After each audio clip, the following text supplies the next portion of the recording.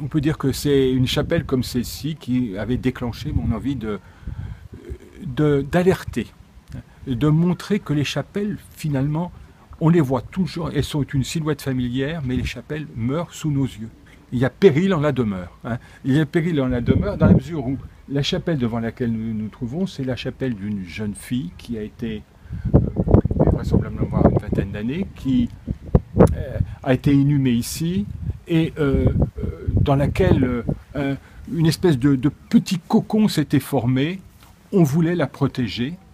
Le temps a passé, c'était en 1910, voilà de 100 ans, il y a un siècle. Et donc, voilà, peut-être 10, 20, 30 ans, cette chapelle s'est trouvée dégradée. Oh, il ne faut pas grand-chose.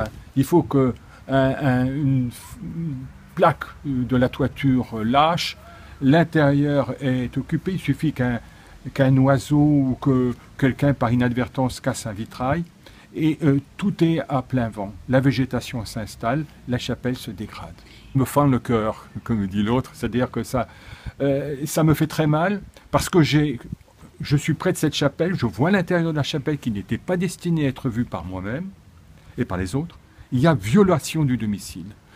Et ce qui me fait le plus mal, c'est que cette chapelle, si le moment venu, elle avait pu être sauvée, si le trou de la toiture avait été comblé, et si les trous dans le montant pour vraisemblablement forcer la porte avaient été comblés, cette chapelle ne serait sans doute pas dans cet état.